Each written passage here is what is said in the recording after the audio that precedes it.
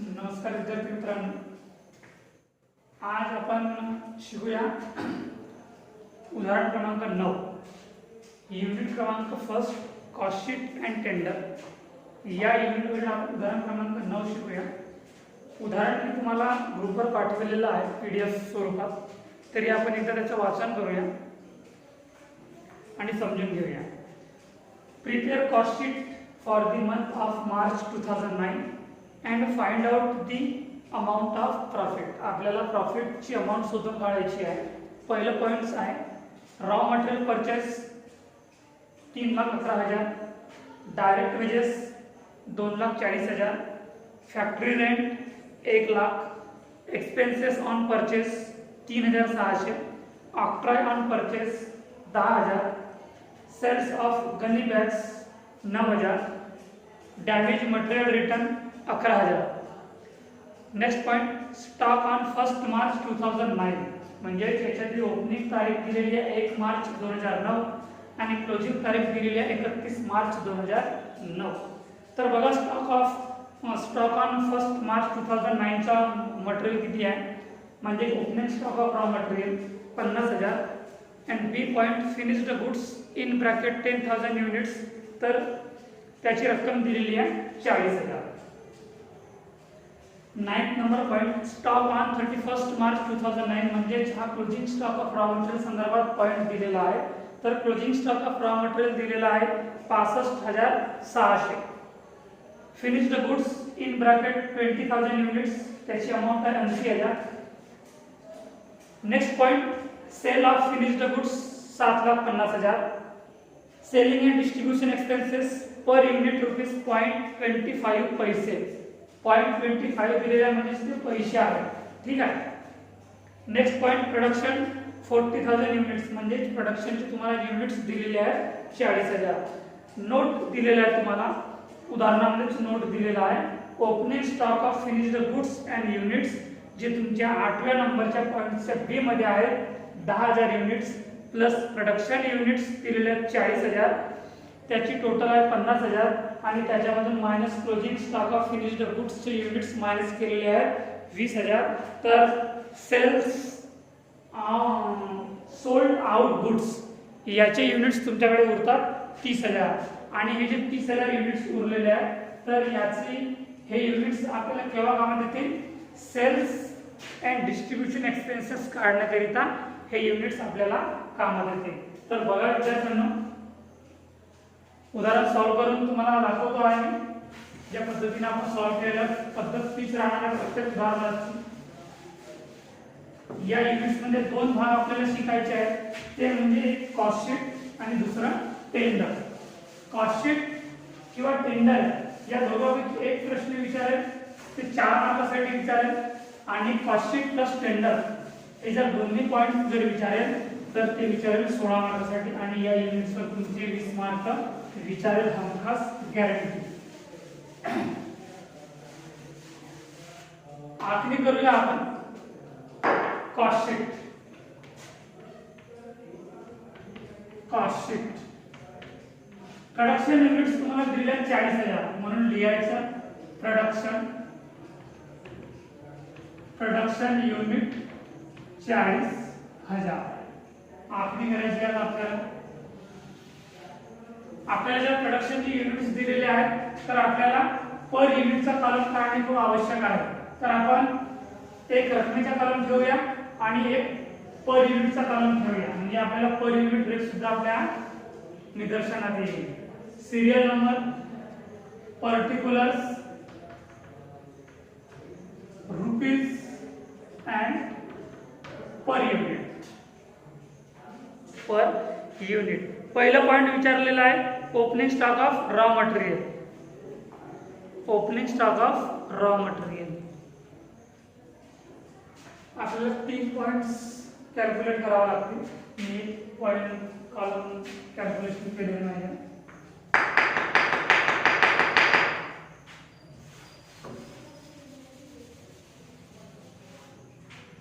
पर युनिटचा एक कॉलम आणि अमाउंटचे 2 column.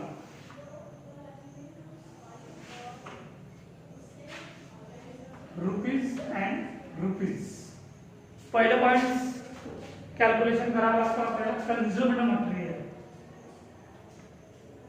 Consumed material, consumed material. याच्यात काय काय आपल्याला विचारलेलं आहे कन्झ्युम्ड मटेरियल मध्ये?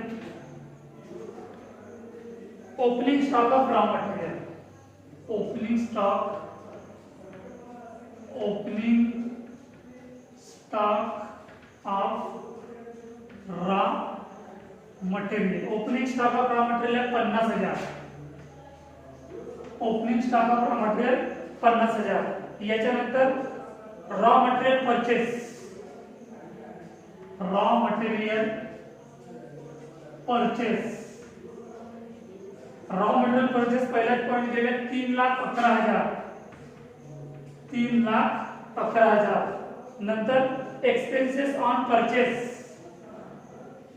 Expenses on purchase, expenses on purchase दिलेला आहे 4 नंबर 3,600, 3,600.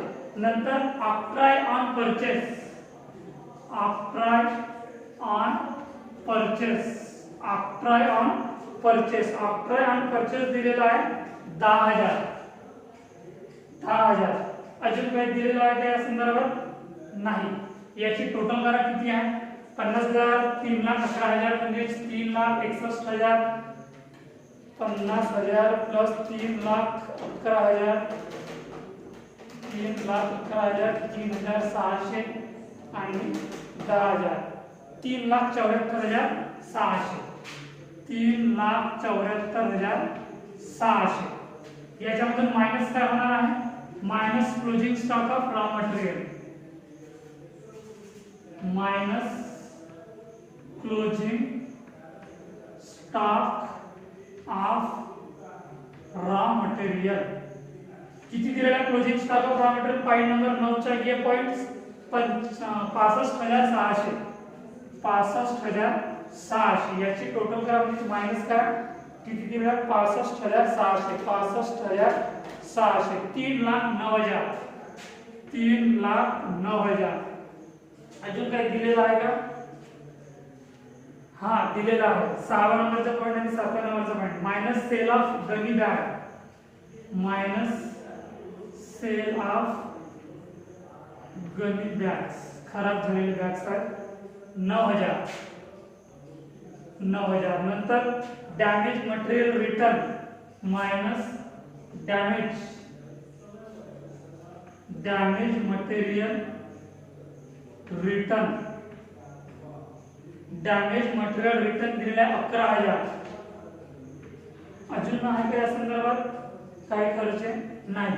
आता याच्यामध्ये मायनस करा 3,09,000 मध्ये मायनस 9,000 आणि 11,000 20,000, मायनस 20,000 तर 2,89,000, 2,89,000. हा काय झाला आहे? Consumed material, consumed material. याचा पर युनिट रेट सुद्धा निघेल 2,89,000 भागिले 40,000, भागिले 40,000, 7.23, 7.23 हा झाला तुमचा पर युनिट रेट 7.23. आता याच्यामध्ये प्लस होईल direct wedges, direct wedges plus, plus होणार याच्यामध्ये direct wedges, direct wedges. Direct wedges किती दिलेला आहे? 2,40,000, 2,40,000, 2,40,000 भागिले 40,000, 2,40,000 भागिले 40,000. याचा निघेल पर युनिट रेट 2,40,000 भागिले 40,000, 6 रुपये पर युनिट, 6 रुपये पर युनिट. आता याची टोटल करा 12, 13.23, 13.23 आणि 2,89,000, 2,89,000 प्लस 2,40,000, 5,29,000, 5,29,000 हा काय झालेला आहे? Prime cost, prime cost, prime cost. आता याच्यानंतर दुसरा पॉइंट प्लस होतो हा फॅक्टरी ऑन कॉस्ट किंवा factory overhead. Factory on cost किंवा factory overhead, factory on cost किंवा फॅक्टरी ओव्हरहेड. तर याच्यामध्ये खर्चे कोणकोणते आहेत बघा. फॅक्टरी संदर्भातले खर्चे, फॅक्टरी रेंट 3 नंबरचा पॉइंट. फॅक्टरी रेंट किती दिलेला आहे? फॅक्टरी रेंट दिलेला आहे 1 लाख रुपये. पहिल्या कॉलममध्ये 1 लाख रुपये फॅक्टरी रेंट. नंतर दिलेला आहे फॅक्टरी रेंट नंतर अजून काही दिलेला आहे आपल्याला. फॅक्टरी रेंट 1 लाख, नंतर अजून काही दिलेलं आहे फॅक्टरी संदर्भात नाही. फॅक्टरी संदर्भात एकच पॉईंट दिलेला आहे फॅक्टरी रेंट. तर 1 लाख रुपये फायनल कॉलममध्ये लिहिणे योग्य ठरेल, कारण की एकच खर्च आहे आपल्याला दिलेला. फॅक्टरी रेंट 1 लाख रुपये, 1 लाख भागिले 40,000 म्हणजे किती रुपये निघेल? 4 रुपये, सॉरी 2.5 रुपये, 2.5 रुपये. याची टोटल करा 6,29,000, 6,29,000 आणि 13.23 प्लस 2.5, 13.23 प्लस 2.5 15.73, 15.73. हा काय झाला? Factory cost. फॅक्टरी कॉस्ट नंतर तिसरा पॉइंट येतो आहे आपला ऑफिस ऑन कॉस्ट किंवा office overhead. Office on cost किंवा ऑफिस ओव्हरहेड. या संदर्भात काही खर्च दिलेला आहे बघा. ऑफिस संदर्भात इतरत्र खर्च नाही आहे, पण opening stock of finished goods आणि closing stock of finished goods मात्र दिलेलं आहे. तर याच्यात रक्कम काही दिलेली नाही. तर 6,29,000 आणि 15.73 हा काय येणार आहे? Cost of production.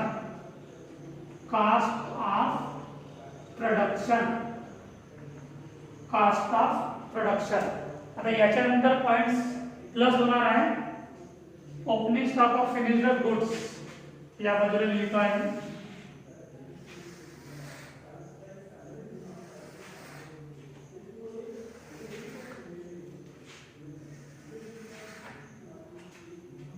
Plus opening stock of finished goods, opening stock of finished goods, opening stock of finished goods किती दिलेला आहे? Opening stock of finished goods 10,000 units दिलेले आहेत आणि त्याची रक्कम 40,000 दिलेली आहे. तर आपल्याला फक्त रकमेशी मतलब आहे, म्हणजेच रक्कम 40,000. याची टोटल करा, त्याचा पर युनिट्स काढलेला नाही. Opening stock of work in progress, closing stock of work in progress, opening stock of finished goods, closing stock of finished goods. याचे जर तुम्हाला युनिट्स किंवा रक्कम दिलेली असेल आणि प्रोडक्शनचे युनिट्स दिलेले असतील तर तुम्हाला याची पर युनिट्स काढण्याची गरज नाही आणि ते काढले सुद्धा जात नाही. तर 6,29,000 plus 40,000, 6,29,000 plus 40,000, 6,69,000, 6,69,000, 15.73 minus closing stock of finished goods. Closing stock of finished goods किती दिलेला आहे? Closing stock of finished goods units 20,000 दिलेले आहेत, मात्र रक्कम 80,000 दिलेली आहे. रक्कम लिहा 80,000, युनिटचा कॉलम ब्लँक ठेवा.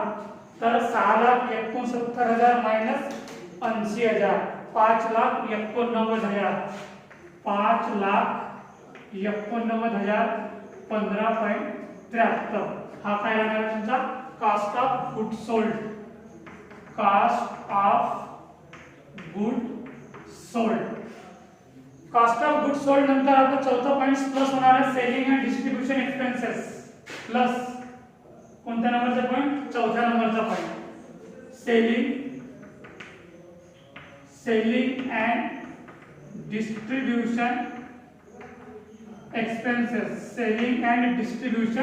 एक्सपेन्सेस बघा सेलिंग अँड डिस्ट्रीब्युशन एक्सपेन्स संदर्भात काय दिलेलं आहे 10 नंबरचा point sales of finished goods म्हणजे तो 7,50,000 सेल्स आहे 11 नंबरचा पॉइंट दिलेला आहे selling and distribution expenses selling and distribution expenses 0.25 rupees into तुम्हाला रेट दिलेला आहे 0.25 रुपीज म्हणजे 25 पैसे पर युनिट आणि आपल्याला युनिट्स दिलेले आहेत उदाहरणार्थ दिलेले आहेत की प्रोडक्शन चे युनिट्स 40,000 दिलेले आहेत plus opening stock of finished goods चे युनिट्स 10,000 प्लस केलेले आहेत या दोघांची टोटल 50,000 झालेली आहे आणि त्याच्यामधून closing stock of finished goods चे युनिट्स मायनस केले आहेत 20,000 तर 50,000 मधून मायनस 20,000 केले तर उरतील किती 30,000 युनिट्स आणि त्या 30,000 युनिट्स वर आपल्याला 0.25 पैसे रेट आपल्याला इथं व्हॅल्युएशन करावं लागेल तरी मी इथं लिहितो आहे production units 40,000 plus opening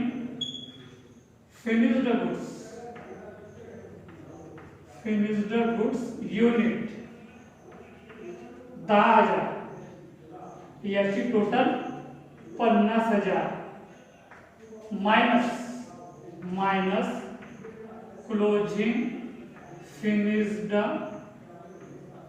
goods unit किती दिले 20,000 तर याच्यामधून मायनस करा 50,000 मधून 20,000 मायनस करा तर 30,000 तुमचे काय होते युनिट सोल्ड होते म्हणजे 30,000 युनिट्स गुणिला 0.25 पैसे किती येणार आहे 30,000 गुणिला 0.25 7,500 रुपये 7,500 तर 7,500 भागिले 40,000 करा 7,500 भागिले 40,000 तर 0.19 रुपये पर युनिट 0.19 रुपये पर युनिट 7,500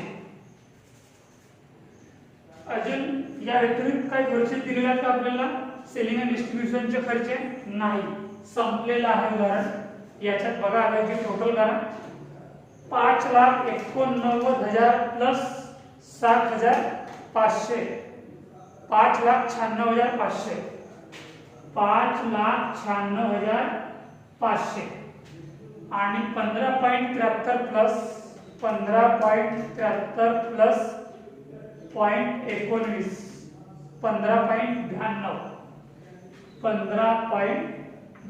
हा काय झालेला आहे टोटल कॉस्ट आता आपल्याला प्रॉफिट काढावा लागेल तर दिलेला आहे का आपल्या संदर्भात प्रॉफिटचा रेट किंवा प्रॉफिट दिलेला नाही आहे पण मात्र सेल्स ऑफ फिनिश्ड गुड्स म्हणजे सेल्स दिलेला आहे तर टोटल कास्टच्या नंतर आपल्याला आणार आहे प्रॉफिटचा फॉर्म्युला आहे की sales minus total cost sales किती दिलेला आहे बघा उदाहरणार्थ सेल्स दिलेला आहे 7,50,000 7,50,000 मायनस 5,96,500 किती होतील 7,50,000 मायनस 5,96,500 5,96,500 1,53,500 1,53,500 1,53,500 भागिला 40,000 तर 3.84 काय निघाला पर युनिट रेट निघेल आणि सेल्स राहणार आहे आता शेवटीला सेल्स किती दिलेले ऑलरेडी उदाहरणार्थ 7,50,000 7,50,000 आता या दोघांची टोटल किती का तर बघा 5,96,500 5,96,500 प्लस 1,53,500 7,50,000 टोटल आलेली आहे। त्याचा रेट बघा 15.92 प्लस 3.84 19.76 पर युनिट रेट निघालेला आहे। तर 7,50,000 भागिला 40,000 तर 18.75 येते इथे 19.80 कसा आला पॉईंट पर रुपीज रेट होईल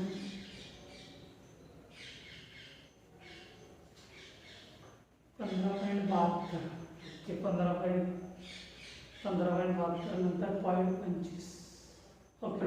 इथे थोडी गडबड झालेली आहे विद्यार्थ्यांना। ऑलरेडी आपल्याला याच्यात रेट दिलेला आहे बघा सेलिंग अँड डिस्ट्रीब्युशनचा रेट आपल्याला 0.25 दिलेला आहे। आपण एकाच रकमेचं जर दोनदा कॅल्क्युलेशन करू तर ती व्हॅल्यू चुकणार आहे। सेलिंग अँड डिस्ट्रीब्युशन एक्सपेन्सेस मध्ये आपल्याला ऑलरेडी 25 पैसे रेट दिलेला आहे तर आणि तिथं आपण 0.19 काढलेलं होतं कारण की डबल व्हॅल्यू कॅल्क्युलेशन झालेली होती।